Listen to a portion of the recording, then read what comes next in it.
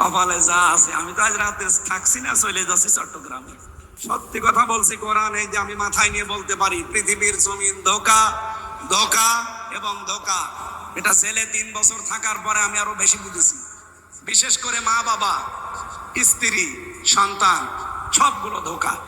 আমি আমার বর নাম নিয়েই বলছি, যেহেতু রেকর্ড হচ্ছে। ম্যাডাম আবার আজকে থাকতে দেবে তো রাতে, ছাতা জাহাই হবে।